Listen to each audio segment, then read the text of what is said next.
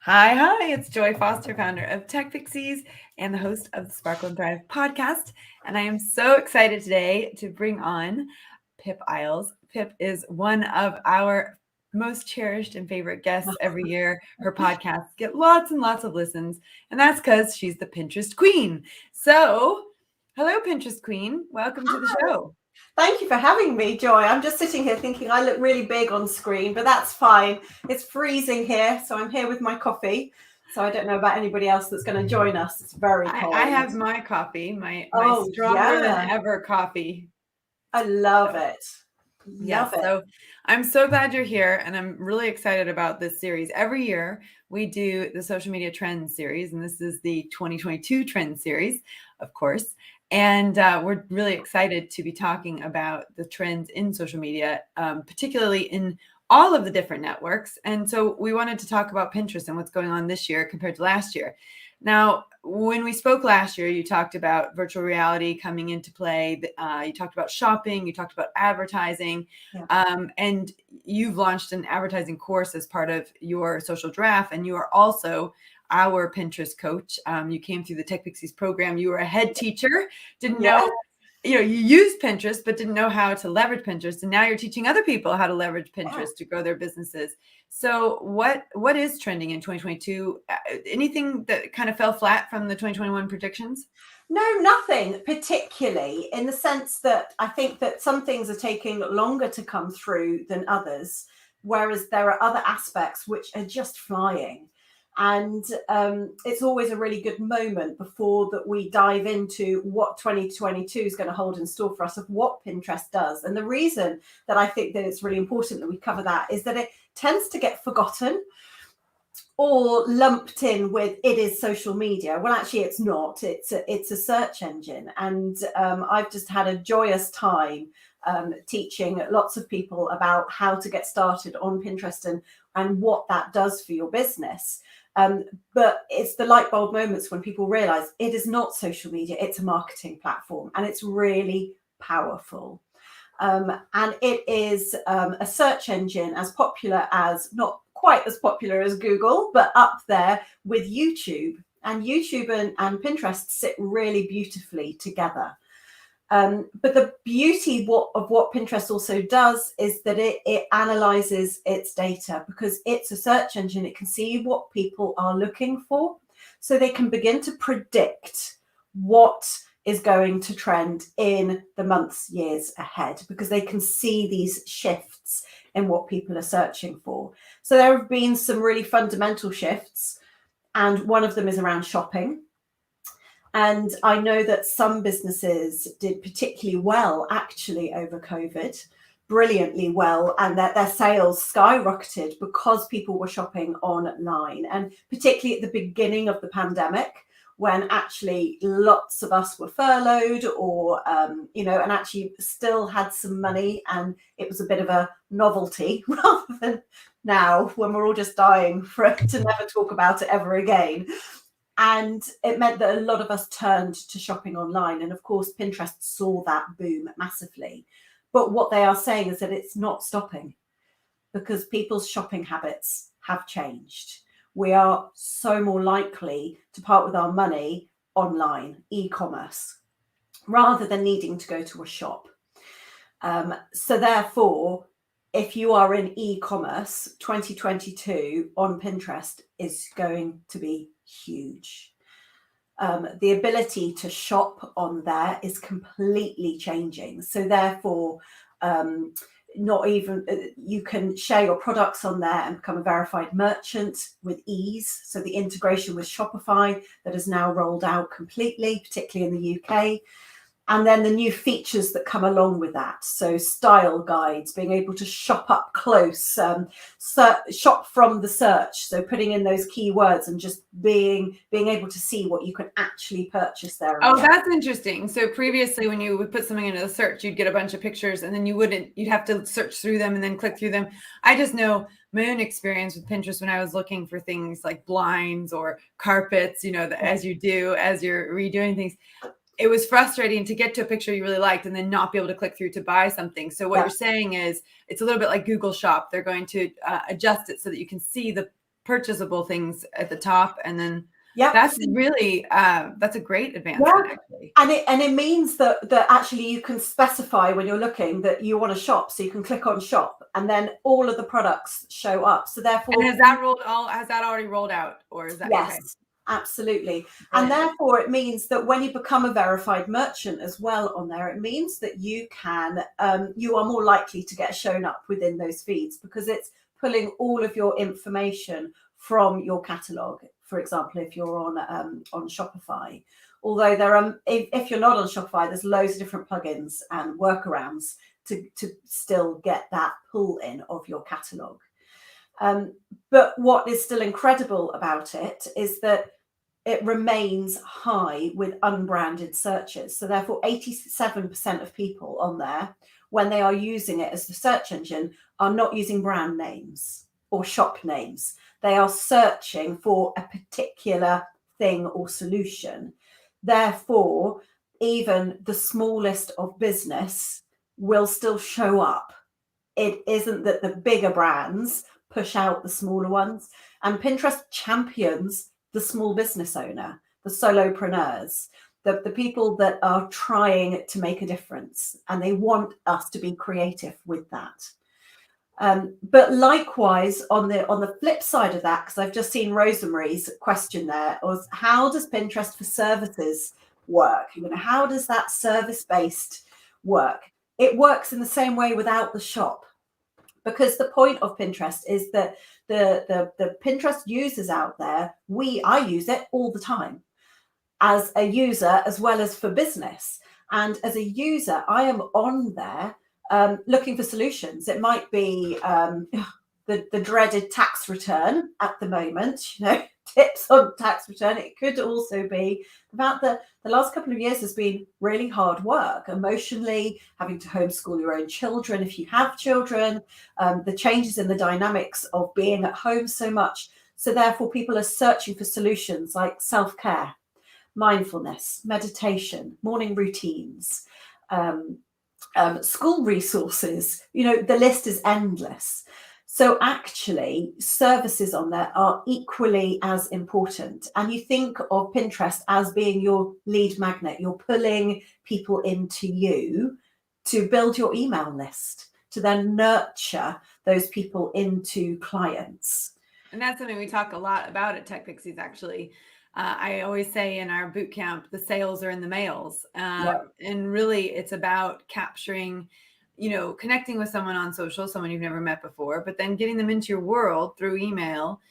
Because at the moment, I think that will move even more towards Messenger and phones and everything else. It already has in other parts of the world, but I think in the UK, we're still email based at the moment in terms of our primary communication. And I do think that will change over the next few years. But what I do think is that, at one point, Facebook and Instagram went down last year. I don't know if people remember that, but it was sort of a strange period. Like, what? Whoa, it's down. What do we do? And, the only way to communicate with your following was through email, or not your following, but your community was through email. And it was really interesting because there was this sort of conversation around, the people who had their mailing lists built up were happy, they were fine when all the social networks went down because they had that, they sort of owned the connections with their community. Whereas, but then there was this other camp that was saying, well, but how did they get that mailing list? And, they're both right. You need the mailing list in order to connect with your community outside of social media, because, social media changes things that were popular. MySpace, it's really interesting. I over the break, I love reading books, that. And I read Girl Boss, which is an interesting story about a meteoric rise. And then also right after the book was published, within about 18 months, her entire company imploded. But the lessons that she learned along the way were incredible. But she started on MySpace, and that's how she got going. And so, social media networks come and go, but building up a way to communicate with your community outside of social media is critical. but the starting point is often going to be social media. So it is a very catch-22 situation. But if you're doing just one or just the other, you're going to have a hard time, longer term. The combination, I believe, is really powerful, because you can also use Pinterest to push people towards, for example, your Instagram. You can use your Instagram to push people towards Pinterest, depending on what you're doing on those. Okay, now I'm curious about that, because we talked about that in the last trends. Mm-hmm. And at the time it was sort of a no. Is it now much more accepted? Absolutely, it is. Because what Pinterest does in spade loads is it's happy to send people to where they want to go.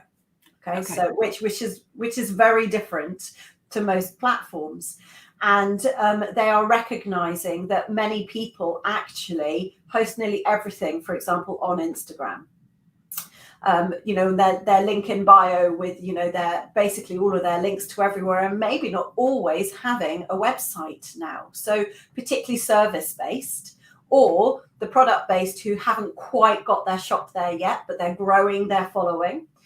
And therefore being able to push your traffic to there is fine. The only thing that remains the same is that sharing of the content between the platforms.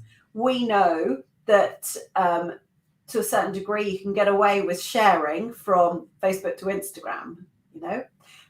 You can share the same content on Pinterest as you are on Instagram, but it needs to look very different. There's a very different strategy behind it, but there would be no harm in you sending the traffic to that Instagram post. Well, that question came up actually in our membership. Someone said, what's the deal? Can I cross post between, for example, Facebook and Instagram? And I said, you can, but they serve different purposes. And, Instagram does not let you put a link in your post, whereas Facebook does. So, are you going to miss out on traffic by doing the cross posting without, a link? And also, the tags are different, and the mentions are different, and the hashtags are different. And so and the number of hashtags you use and things like that. And, of course, Pinterest is different from those networks as well. Let's talk about hashtags and Pinterest, because I think it's something that people are curious about. So let's talk about that. Well, it's a hotly debated topic, because they introduced hashtags and then said no to hashtags, and then said, oh, no, you can use them. And then, no, maybe you don't. It's making it hard for us to keep the curriculum up to date. Talk about just causing stress. I'm a great believer in two things. First of all, don't jump when somebody says use hashtags, particularly on a platform like Pinterest. And I'm also a great believer in keeping it really simple. And I'm blessed to be continually working on multiple accounts on Pinterest, and we have a really great connection with part of the head office there as well. And, we don't see the stats, and that's at the end of the game what's important here, the outcome changing by using hashtags. It's about keywords. And all the hashtags are doing is, if you end up with hashtags with fairly random hashtags in there, no one is searching for those hashtags. They're on there going, how do I homeschool my 3-year-old? Now with keywords though, so this is important, I would imagine, when you're uploading the images themselves also need to have the keywords in the file names, or does that matter so much? Or not so much in the file name. What Pinterest does is they scan the image. So the image needs to be relevant to what you are. Oh, now that's an interesting use of artificial intelligence. Yes. So is the picture actually what they say the picture is? Yeah. That is super interesting. But if, for example, I was talking about mindfulness routines, so well-being, and I had a picture on there of a beach, of a tropical beach. Okay, yeah, lovely picture. Pinterest is going to wonder, now is that or is she a travel person? Which one are we doing here? So you have to be really crystal clear. And if you're using a different image, then you need the wording on it to say what you are doing. Okay, so And it's text on an image is totally fine on Pinterest. absolutely fine, and in fact encouraged if if the image doesn't speak for itself. Well, in fact, I just did I was in my mastermind. They did a YouTube, they just did like a deep dive into YouTube thumbnails. And they were saying it's really important. We're redoing all of our YouTube thumbnails right now off the back of that. And obviously we'll be updating our curriculum as well. But just to make sure that you have the key message in that video on the thumbnail of the podcast, or for us it's a podcast, but on the thumbnail of your video. So you're saying, and the reason this is important is because when as these networks evolve, they sort of bounce off each other, and what works on one, then the other one steals, and then et cetera. I mean, you saw that with Reels coming out after TikTok came out, et cetera. Yeah. So in Reels on Instagram. But I think it's interesting because there was a period of time, and I think it's still relatively there, where Instagram and Facebook had a lot of text on images, and then really stopped recommending it because it became too marketing, too salesy. And so people pulled back and just went back to images and less text. And then I'm starting to see some of the text creeping back in, and you can go and you can basically scan the picture and see what percentage of your text is, or what percentage of your picture is text, et cetera. But with Pinterest, it doesn't seem to matter as much having the text. When you're saying it actually helps. It definitely helps. And Pinterest recommends, there are key things for that pin image that they recommend. And one of them is wording, is putting your keywords on there, saying exactly what you're going to do. 4 top tips to the travel industry opening up, or I thought you were going to say the top Pinterest trends in 2022. I should have done. I think we'll do that.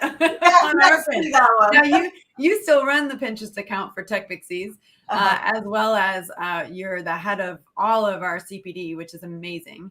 And you've created this really incredible system for grading our students' work, because in order to get a social media management certification from Tech Pixies, you actually have to run a month-long campaign. You have to pre-plan it, pre-schedule it. You have to report on it. You've seen some incredible reports come through. What are you seeing in the Pinterest reports? Is that working for people, and what's working for them? Okay, so what's working best for people is interacting more on their accounts. So this time last year, we were talking about story pins, which are now idea pins, which are Pinterest's equivalent of stories on Instagram, but they never disappear. So they are pins, which are videos, but they could also be stills as well, and give quite clear call to action.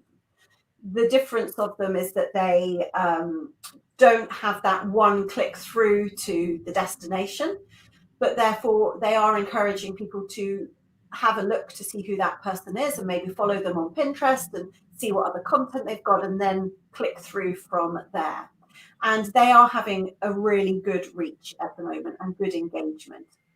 And I think that being more interactive with your account, we've always said that Pinterest is the world for an introvert. It still is. There are many accounts using idea pins without having to show up live like this. However, it is a platform which is becoming more interactive, which is exciting. That is exciting. And that was interesting, because last year we definitely were talking about the fact that there's not a lot of community on there yet. But I think that is what's changing, is that interesting. It's very interesting. There's definitely a community growing, and there's 2 things that kind of are underpinning that. One of them is their feedback from their users, that over 90% of users say that they use Pinterest because it's a positive place, because they're never ever in all the years that I have been involved with Pinterest and using the platform have I come across anything unkind. I just, it's a world of escapism.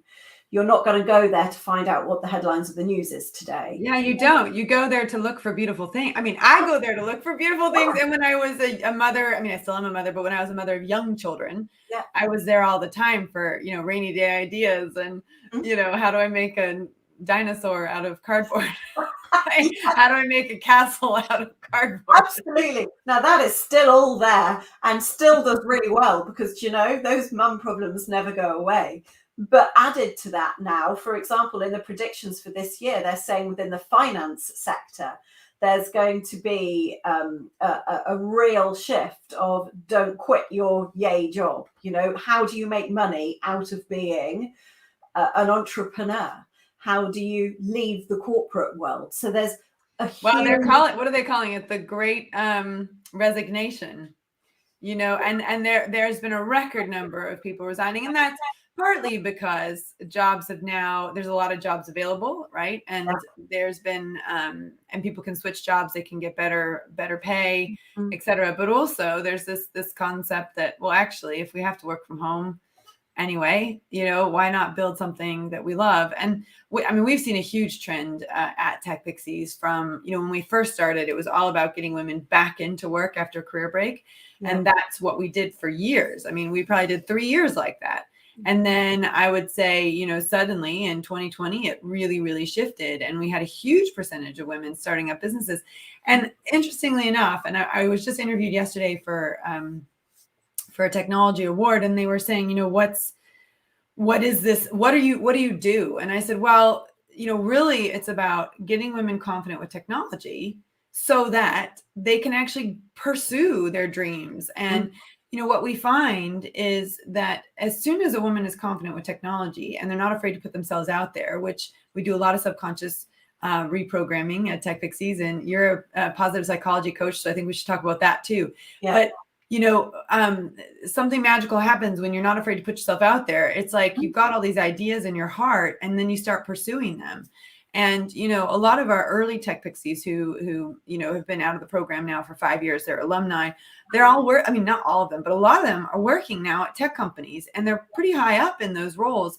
And they were return to workers. And now we've got women who are launching businesses, and very successful businesses. You are an example of one of those students who has launched a very successful business as well. So it's very interesting to see what is transpiring for people. Yeah. We have a student who's helping teachers transition, out of teaching and into their own businesses.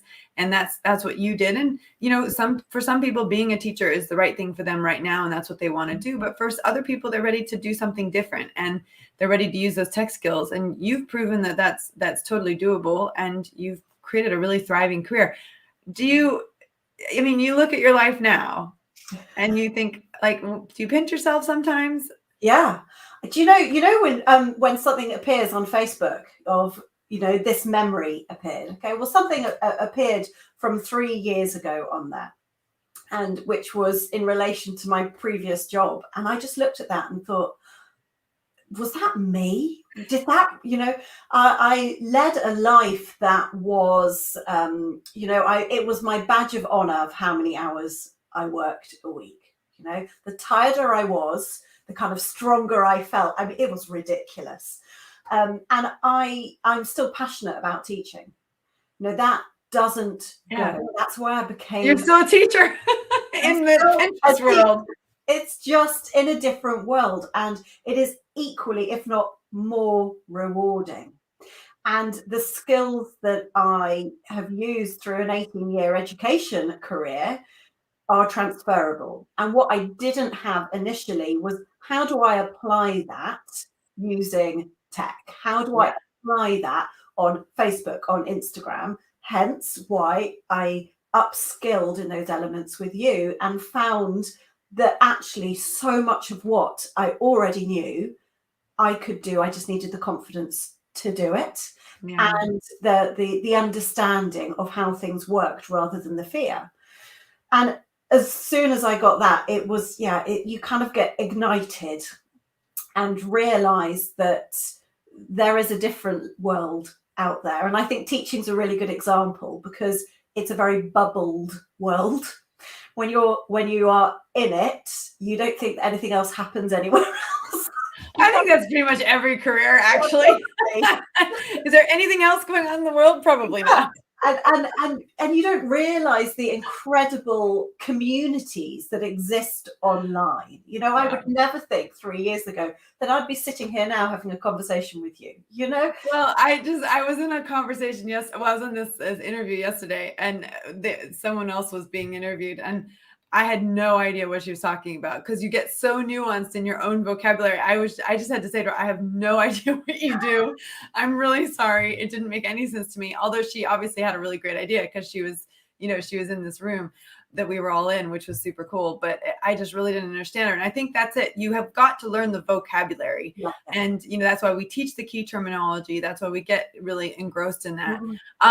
Now, we have a life coaching toolkit at Tech Pixies for the different networks. And I think it's really good to just touch on some of the things that come up for people on Pinterest.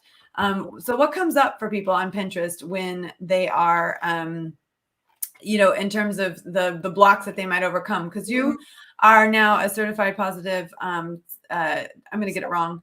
Positive psychology coach. Thank you. Positive psychology coach. And of course, everyone on our team. I mean, we've got Abby's she's getting a master's in effectively it's a different type of thing, but it's positive psychology / neuro coaching, but within the equine world. And of course, we've got a lot of our coaches have certifications and things. So tell us, what kind of blocks come up with people on Pinterest and how they can overcome them? Okay, so I just want to give some background before I say about the blocks. So positive psychology was something that felt very important for me to do. And the reason that was so important was when I am teaching people about Pinterest, and actually this is relative to anything within your business growth, things come up and can block your progress. And it can be things like moving so fast that you don't acknowledge your accomplishments, to going through your day at such a pace that you go to bed and you don't acknowledge what you are grateful for, what has happened that day, that you are not putting aside time for self-care. Now, once upon a time, if someone had told me that I needed to ensure that I had self-care every day in my life, I would have just gone, okay, you're not my person. I'm on. And I can be really honest about that. And I don't do bubble baths. No, and I can. So Teresa, who is the Tech Pixies life coach, we often joke about this. She says, "I remember you." And once I realized the importance, and more than anything, the impact showed me the importance, it becomes something that overrides the importance of everything else. So it was really important that I trained to understand how to help other people that I am working with, rather than just reverting to my normal, I'm just going to be really practical and tell you what to do, which is the teacher in me. I actually wanted to be able to be skilled, to be able to help somebody find their own answers, and to be empowered to make their own decisions and know the route to go, rather than constantly needing that reassurance. We need to love ourselves a little bit. And positive psychology makes you appreciate the world around you, the situation that you are in. And it is based on scientific evidence. It's not just give yourself your 3 affirmations every day. It's actually scientifically proven that if we practice gratitude, we feel more positive. And we can control 40% of our feelings. We can control 40%. 50% of our lives are circumstantial. 10% is the way that you are wired. 40%, though, we have control over. We have control over whether I woke up this morning feeling exhausted or I bounced out of bed going, yay, I'm going to see Joy. Okay. Is that what you did? I did. I'm really excited about seeing you. And it's been a really busy week because we are now using that positive psychology to help people move past their blocks when they are upskilling in Pinterest. So the course that we have just launched combines them completely. Because, for example, the first thing is that always comes up for people is, I've got to do stuff on tech. I don't do tech. I'm like, you do tech. Come on. You're going to feel so proud of yourself when you get to the end of this. So we do past pacing and future pacing. Okay, so when was a time in your life when you know that you succeeded and on something that you didn't think that you'd be able to do? This is no different. We can do this. We'll give you the tools. Exactly. And there are so many different things that get triggered by the different networks. But you know, in our life coaching toolkit, we talk about perfectionism, overwhelm, imposter syndrome, focus and intention, values, goal. We usually talk about values during the Pinterest week. Goal setting, compare and despair, time management and boundaries, fear and cognitive bias, resilience and dealing with negative feedback, taking action. I think that's the other one we talk about in the Pinterest week, and reflection. And partly, I think, take action because, you know, you got to get a lot of content out onto Pinterest in order for it to work. Is that still the case? And maybe we'll wrap up with that. And the values and the take action fit so neatly with Pinterest because Pinterest is steeped in values. It's because it's not Twitter. Okay, I'm not dissing another platform. I promise you. Everyone has its place. We gave up on Twitter. It just, I think that the pandemic did something to people, and you know, we don't have time for that stuff. No. We just, if you're going to show up in a nice way, and Pinterest is the positive platform, and people describe it as the last positive place of the internet because. Apart from the Tech Pixies Facebook group, which I have to say is probably the most positive place. That goes without saying.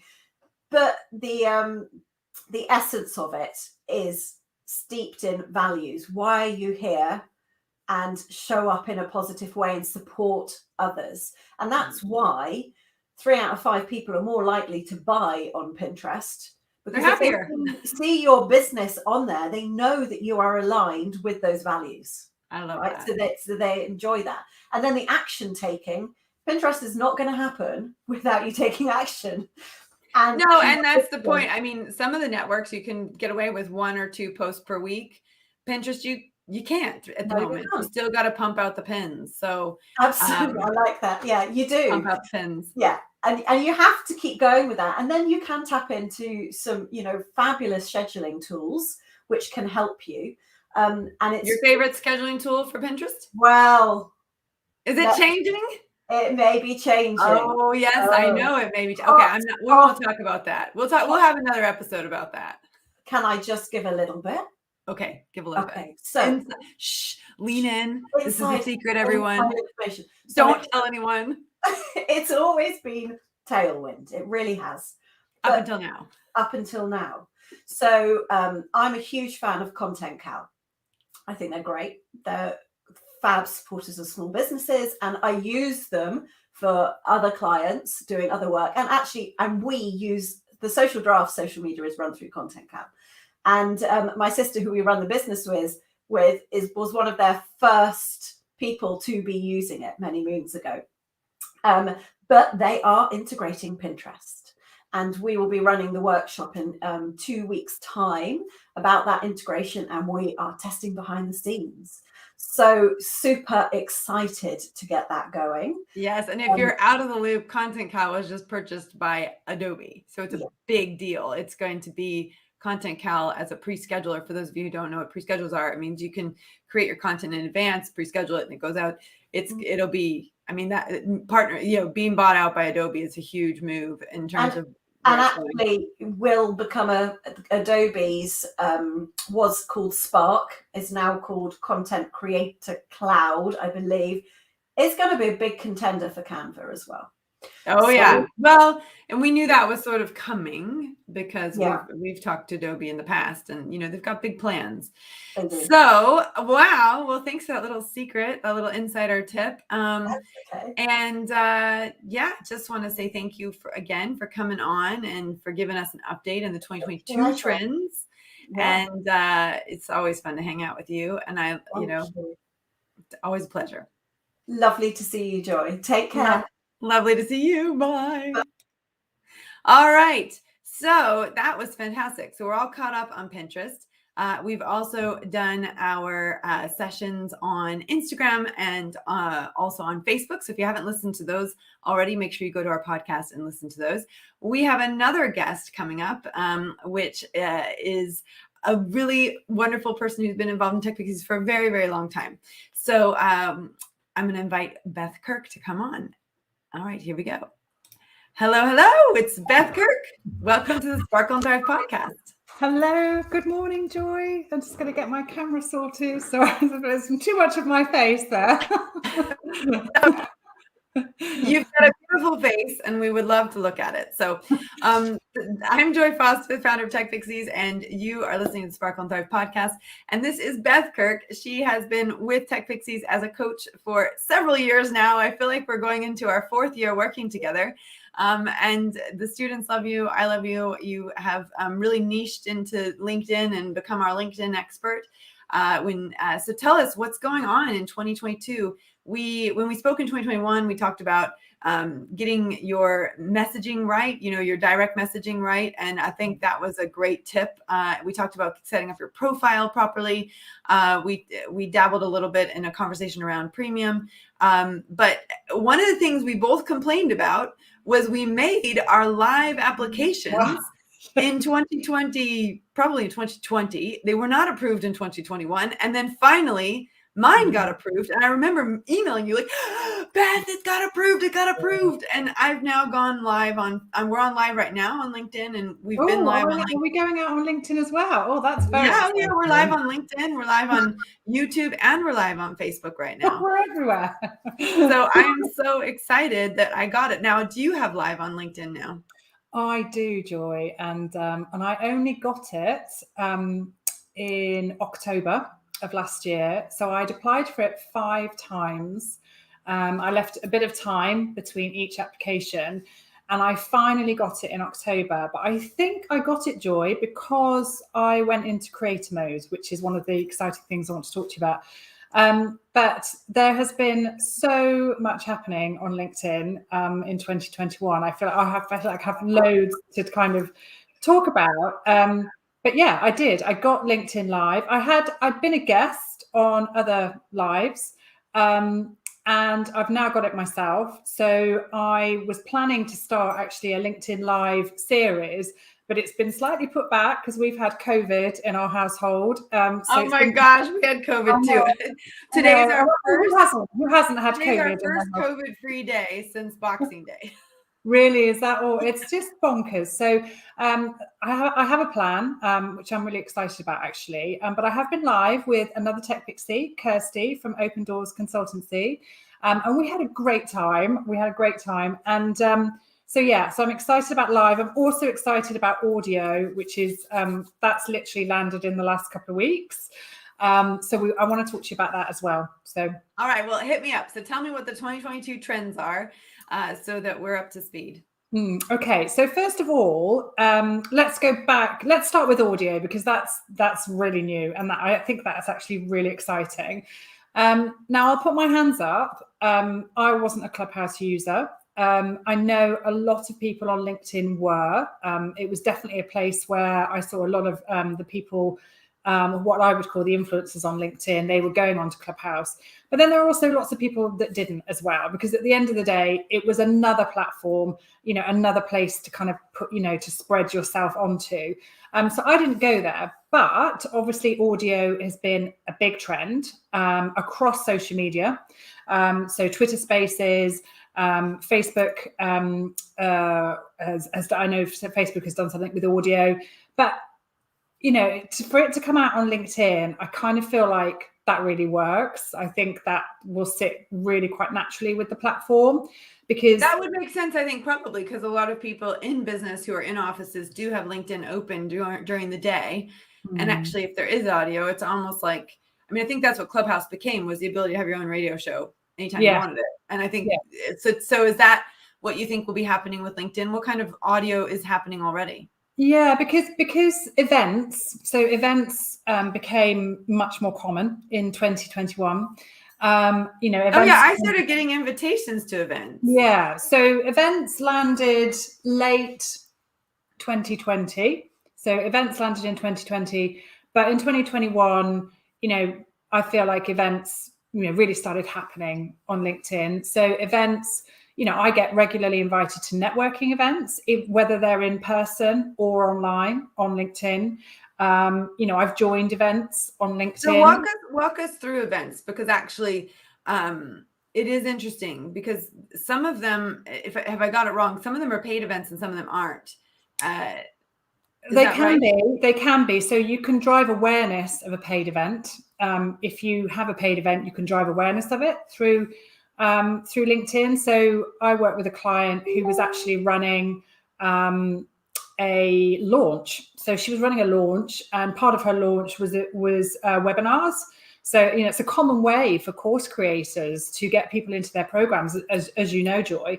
And she ran a launch, and we put it out. We put the webinar out as an event on LinkedIn.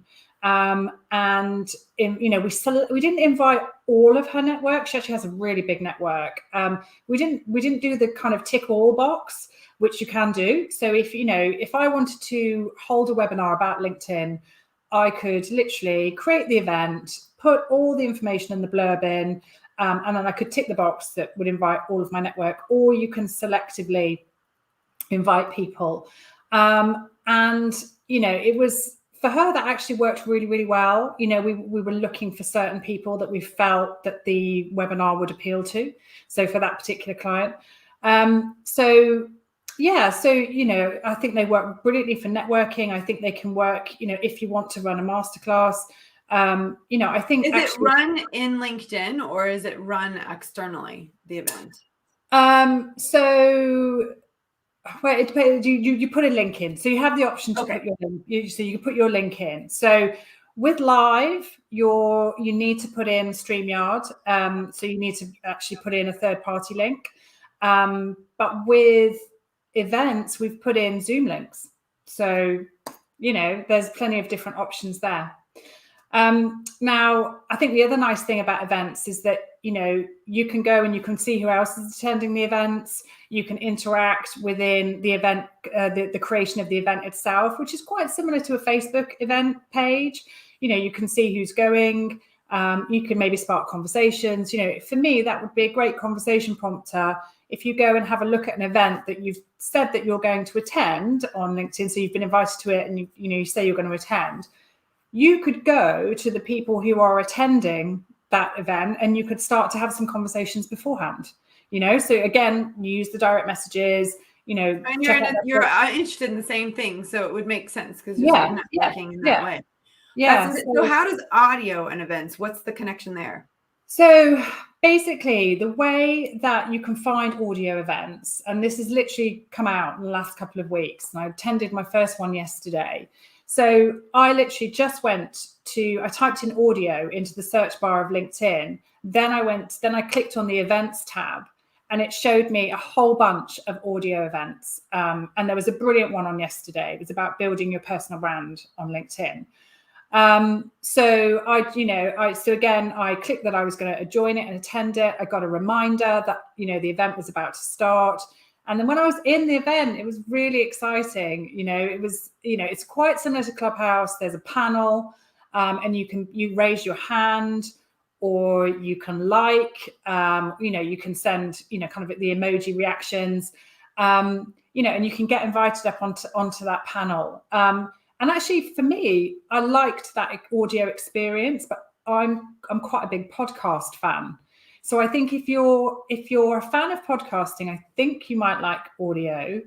And I do see it taking off, because I just think, because Clubhouse and LinkedIn were quite well aligned, I felt that there were a lot of people who are LinkedIn users going and sharing their thought leadership over and talking a lot about LinkedIn on Clubhouse. Yeah. So I think this works. I do think it works, and I think I would encourage people to go and have a play. I'm actually going to. Clubhouse introduced like the playback, which they didn't have initially. Everything was live. There was no recording. There was no playback. Now you can play back something you've missed. Yeah. What's the story with audio on LinkedIn? I don't think that functionality is there. So I I was in the audio for about 40 minutes last night, but I left before it ended. It wasn't last night, it was yesterday. And I haven't had an option. I might need to go back and have a look at that, but I don't know if you've got the option for that save. You can go back to an event. So if you've said you're going to attend an event, you can go back and see that. So I've done that with LinkedIn Live events, but I don't know yet if you can do that on audio. I don't know if we can add that to any show notes afterwards. And we can definitely add that to show notes. So we will, and that's really important. Yeah, we'll add that to show notes. So events and audio, two things that are happening. Yeah, and I just think the audio is, I think it's another way to spark up conversations with people. It's another way to connect. I've had 2 connection requests this morning from people who were also at that audio event. And you can directly click into people's profiles. That's very Clubhouse. While you're on, I find it fascinating how like the competition, when people create something, then they can, because the engineers are so clever, they can basically replicate it, and it's just a lot of coming up with an idea and then rolling that idea out. And I'm sure there's lots of legal lawsuits in the background as to whose IP is what. And, I just hope that it stays. I mean, I was listening to one LinkedIn expert the other day, and he was predicting, he was going through the predictions for LinkedIn for this year. And he was talking really positively about audio, but then at the same time he said maybe it won't be around at the end of the year because LinkedIn does that. It will sometimes launch features and then do away with them quite quickly. Well, I'll tell you one feature that I totally stopped using because it came really spammy a couple of years ago. I mean, I haven't used it in years, is the LinkedIn Groups feature. What's happening with that? Is it dead, or is it still happening? Yeah, I do think LinkedIn groups are worthwhile if you find the right group. So I'm in a group and it's brilliant. I get a lot out of it. I will pop in there at least once every week, and I would post in there as well. I think you've just got to pick your groups carefully, smaller groups, groups that are active with good value content. Not, there's countless groups that are thousands and thousands and thousands of members, like in them, and there's nothing happening in them, or there's just spammy content being churned out. So I think, it's worth looking at groups that may well be having nice, valuable conversations around, what you need, the topic that you're interested in, or your particular niche, or your particular area. I definitely think it's worth exploring. A few years back, I remember when I first started out on my kind of digital journey, I was trying to find groups for a client I was working with, and we couldn't find anything. It was just, they were all really big, really massive, not really having any form of quality conversation. But I think if you do find the right group, or if you don't have the right group, maybe you start the right group, like that's, if there's a group that you think that could add value to your audience and you want to be a part of that conversation, and you have the thought leadership, or you have the content behind you, why not start a group, invite some selected people into it and see what happens. It's all about trying these things and experimenting. Well, let's talk about LinkedIn Learning and LinkedIn certificates. In fact, Lisa, who is our head of design at TechPixie, she says she got a LinkedIn certificate in Photoshop this year. I've noticed that there is a lot of learning popping up on LinkedIn. Is that all connected into events, or is that something totally separate? Well, I think that's totally separate. LinkedIn Learning, you have to be on premium to be able to access it. And actually, but I would encourage listeners now, if they want to try out LinkedIn Learning, you can take out a free month of LinkedIn Premium, and if you're going to do that, then I would recommend that you do it with a plan. And you can then go into LinkedIn Learning and could really upskill yourself, because there's some brilliant quality courses in there. And regular users of the platform will also sometimes see that LinkedIn unlocks courses for a limited period of time. So last year on International Women's Day, they unlocked 5 courses for women. So if you spot that, and it will be shared by various different people on the platform, or you might see an ad for it. That will be shared and you'll see it, and it's jump on that, because it's they're unlocking them for free, and they will then lock them back up again. Because I know there was one that I once earmarked because I was like, I really want to do that course and it's free, and then when I went back I couldn't, because it had only been unlocked for like maybe 5 days or a week. So it is worth looking out for those opportunities. But if you really want to tap into LinkedIn Learning and make a plan for it, then maybe try out the premium subscription free for 30 days and give it a go. And what are some of the other benefits of premium? I mean, it's becoming something that's more used probably than it was before. It's a more attractive offer now. Is premium worth it? Well, I don't use premium, Joy. I don't, and part of the reason for that is because I think there are so many great opportunities and so much organic growth opportunity with LinkedIn without being paid. And I'm really upfront and honest about that, because I think there are, when you see the amount of new tools that have come out. So we talked about LinkedIn newsletters on the last podcast. Yeah. And that was a very, very small rollout, and I remember posting and saying, I don't have it, does anybody have it? And very few people had it.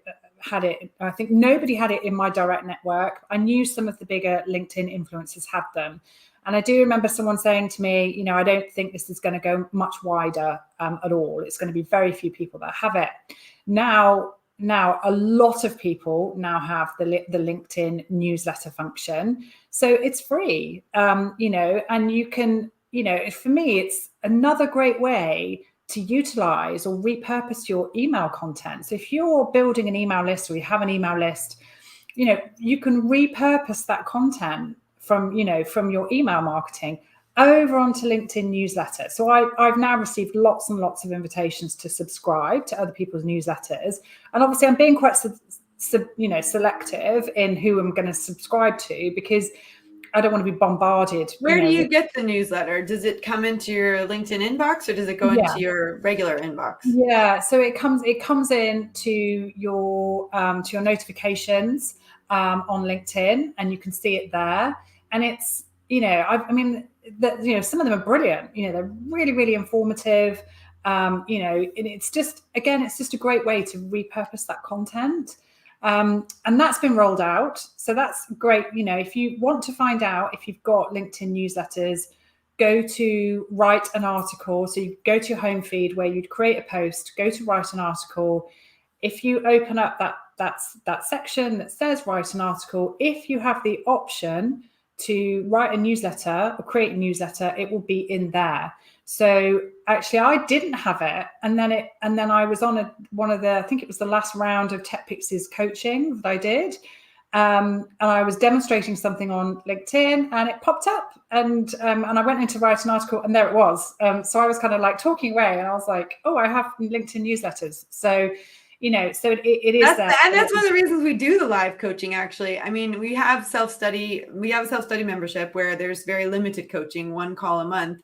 And we have our VIP group coaching where we have coaching calls every week, twice a week, one with life coaching and one with social media coaching. And that is one of the great benefits of that coaching, is we do a little section in that coaching, like what's new this week in this field, in this, on this network, because I sat in on the Facebook one, or I listened to the Facebook replay, and, stuff is changing all the time, and things are rolling out all the time. And actually, we create a curriculum, we update that curriculum a couple times a year, but in between the updates, there's updates on the updates. So it's important to, yeah. But there's fundamentals, right? I mean, always, we talked about this last year, good profile picture, solid background, smile on your face, great content that introduces you, having your experiences up to date, getting your recommendations, making sure you're adding a note when you're messaging someone, making sure you're not spammy in those messages. Those are fundamentals everyone needs to do 100%. If there were 2 or 3 things in addition to the fundamentals that people should be doing in 2022, what are they? Yeah. Now, so just to go back there, because there's some really cool new like personal profile features that I really think people should be taking advantage of. I think, getting your personal profile absolutely spot on is one of the fundamental basics and one of the great ways to improve your presence and maximize your personal brand on the platform, without a doubt. So having a really great profile that's fully completed, you're optimizing all the features. There's a couple of new features that I want to talk about, which are, which I think are great particularly for freelancers as well. So I definitely think making sure that, that's there, that's done. That's a given. I think, if you're going to use LinkedIn, you definitely need to have that. So another thing I think is really, really important on LinkedIn is being strategic about your connections. So not necessarily accepting connection requests from everybody that comes your way. I think it's about connecting strategically. It's about, thinking about who you can connect with that will, whether or not they might be your target client or your target customer, or whether they might have access to your target clients and customers. I think that's really important, rather than just doing blanket requests to lots and lots of people. I can't remember if we talked about that on the last podcast, but we did talk about being strategic about who you connected with, but also how you spoke to them. Because I read out a couple bad examples of people who sent messages to me. I think, I tend to say yes to almost every woman that requests to join or to be, to connect. I'm a little bit more careful about men, just because very often it's a direct sales pitch, or it's a bit creepy, actually. Yeah, there's still the creepy LinkedIn man. Yeah, you're still seeing a lot of people requesting in that way. I do now, for example, yesterday was a great example. So I went onto the audio event and I got 2 connection requests this morning from people that were also on the audio event, but they had sent their connection requests with a personalized note saying, really interesting to see you on the audio event. What did you think? So that, to me, that's like, that's a brilliant way to connect. So that, and that's a great way to connect with people, but also thinking about strategically growing your own network. So you don't have to accept every connection request that comes your way. You don't have to do that. So I think it's being, thinking carefully about whether or not if you connect with these people, you're going to see their content in your feed. If it's not relevant, then actually, it's not a personal rejection not to accept a connection request. You're just being strategic in how you use the platform. That's all. What I have noticed is that LinkedIn pushes a lot of the really great trending content, not just of people but like if a lot of people are commenting on something, then you get pulled into the loop. And I love that feature, actually. And one thing that's been really interesting for me in terms of, I think people forget, and this is, I think we all do it unconsciously. It's a subconscious, bias or whatnot. I mean, I even noticed it with, one of the big drives we had in 2021 was to diversify our coaching team, but also our community. And so we introduced the BAME scholarships and the LGBTQ plus scholarships and the 60 plus scholarships to kind of change things around and really make it more representative of society as a whole, but also to, when you have people from diverse cultures and backgrounds, it really enriches the community. And what I found, which was super cool on LinkedIn, was I don't think people realize just how often on their friend requests or their connections, they tend to connect with people that are just like them. And as part of that change in 2020, I mean, we were already making that change in 2020, but we intensified it in 2021. But I also made a real effort to connect on a more diverse level with people from different backgrounds. And what's been great is the way that the algorithm has worked has been really fabulous in connecting me with really powerful people that I never would have connected with if I hadn't made the decision as an individual to diversify the connections I was making. And so, I kind of joke that I only accept female invitations. I don't. I accept male invitations too, but I'm just a little bit more careful about who I accept from a male invitation. But I will say I actively started seeking out connecting with people from different backgrounds, because the content that you get is so different and so enriching. And it's really important to have the full 360 degrees. So I would say, for anyone who has not tried to connect with people who might be of a different background, you're missing out. And it's really important to do that, and to build a community of people from all different backgrounds, all different walks of life, because some of the content, particularly in the last year, that's been super relevant to the BAME community, the LGBTQ plus community, that content is really important. And we really need to be open to it. And I'm finding LinkedIn is a great way to really open up the community that you're connected to. And because it's a virtual community, it's just that much easier to do than even in person. So I'm really grateful for that big shift in 2021.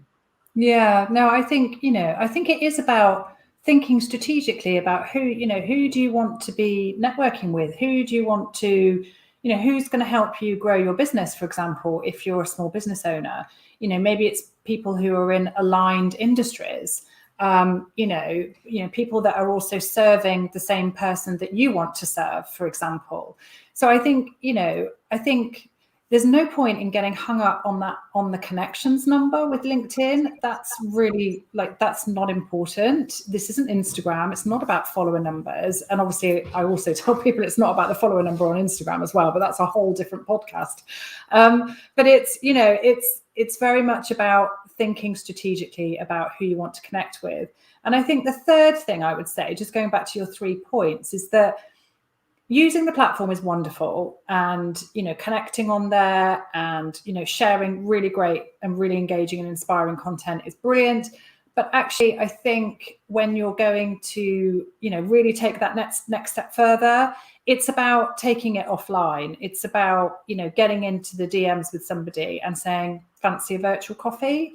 And then you just have a chat with somebody, and again, find out what you've got in common, find out how their business is going, find out what kind of challenges they're facing, and I know and you can do that, but then you can take it the next step. You can actually meet in person. So there's people that I interact with on LinkedIn who I then might go out to a networking event and actually see.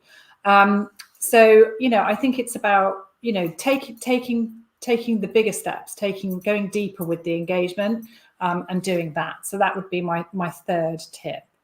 I love it. Well, you're full of great tips.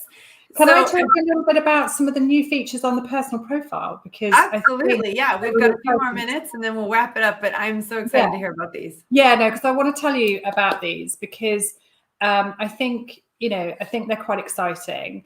The first feature that I see really massively underutilized is the cover story video.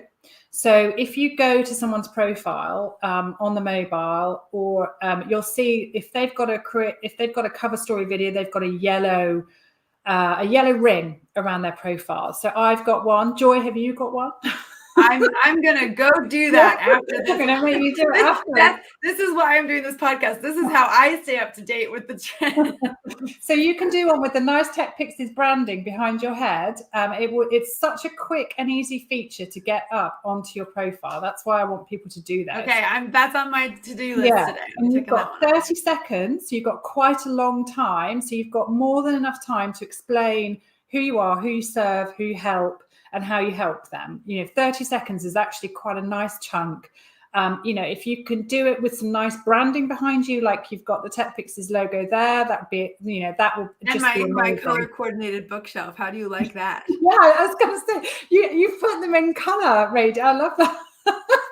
It's all the rage in America. I went there in October and they're like, have you seen the home edit? Oh, you need to do that. I do love it, actually. I did notice it while you were talking, actually. So yeah, and what I am also seeing people doing, which I haven't done on my own yet, but I will swap it over, is what can be like kind of what will take it to the next level is to add subtitles. So caption it. So there's various different apps that you can use for that. But if you can caption it as well, great. You're reaching those people that need the captions, or people that actually play everything in silent mode. So I really want people to do that. And to do that, you go to the mobile, You click on your profile photo, and then you've got the option, should have the option to create the cover story video. This is the yellow circle challenge. Beth Kirk is and challenging you all to do the yellow circle. If people want to have a look, they can have a look at mine on my profile. It's just me sitting here in this chair saying what I do, who I help. I haven't got captions on mine yet, hands up. But I, use a captioning app if you can do that and have that there. I just think it's a really nice way to build a deeper connection with your audience. To show them that you're just you are a very personable human being, you're professional. And then the other new feature to talk about is you can now add a services page on your personal profile. Nice. Yeah. Now this is really interesting because I went and did this very early on when the feature first came out. Now it's a section that you add at the top of your profile, and it's basically the services page. What you then do is you put in the services that you provide to other people. So if you're a graphic designer, you put in that you do graphic design, maybe you do content creation or branding, design, etc. Then you also have a section to put some information about yourself. You can also, within that section, ask for recommendations from other people. So this is another place on your profile to add recommendations or request recommendations, and you get up to 20. So I've reached out. I've got a couple on mine there from some recent clients. Now, what happens is your services page then goes into the LinkedIn services marketplace. Okay, and people can go there. So if you go to linkedin.com/services and search for a particular profession, or if you typed in social media marketer, you'll get a whole list of social media marketers that will and you will feature within that list. So if you're going looking for graphic designer, you'll feature. Now it's brilliant. I think it's a great way to for another place for people to find you. What happens is if someone's searching for a service on that marketplace, they can come in and they can look at that service page. Now, without connecting with you, they can message you from there. Okay, so even if you're not connected, they can message you. Oh, that's interesting. Which I think that's really, really good. They'll also see if you've got mutual connections. And they'll also see those ratings and those recommendations if you've got them there as well. So I wanted to tell for those of you who are watching live, I'm just going to pull Beth's feed on because I want to show that, because I think it's super cool. Yeah. So can you see the providing services there, Joy, on the right, the gray box? Yeah, I know. That's why I wanted to pop it up. I'm just going to blow it up a little bit. So yeah, right here, the providing services. And also you can see this, for those of you who are watching, I'm on her profile. Beautiful profile, nicely branded photos. And then she's got her yellow circle going on there. Yeah. And then she's got the she, her here with the pronunciation. Is that the pronunciation of your name? So that's 10 seconds, that is. And if you can click on, will it play? I suppose we don't want it to play, do it, if we're live. But if you click on the my profile picture, it might play and people can just see. Yeah. So that's my cover story video. Social media marketing professional, and I'm the founder. That is so cool. And it's so beautiful too, because it's nice. And then you've got your providing services. And then you've also got this open to work, which is really cool. Yeah, but go into the providing services. So you're going. So now you can see this is like a separate area. So you can it's like Elance. You can request a proposal. Yeah. So you can if you've got, so there's the section, the about section, you've got the services provided. And then you can see that I've got a couple of reviews in there from some clients that I've And are these reviews showing up on your main page as well? No, they only show here. So you have to request these reviews from this section. And you can see that is really cool. I really love this. You get up to 20 credits in there, to 20 opportunities to request reviews. I don't know if they'll increase that, or I don't know, but part of me thinks, well, the reviews are very hidden in here, but then because this goes into the LinkedIn services marketplace, that's great, because I suppose somebody searching for me would see them. And then show me again, how do I find the services section? So if you go to linkedin.com/services. Oh, just go. Okay. So I'm just going to take the end of that off, and then we've got the services. So now, okay. So if you type so if you type in I don't know, social media marketer. See what comes up.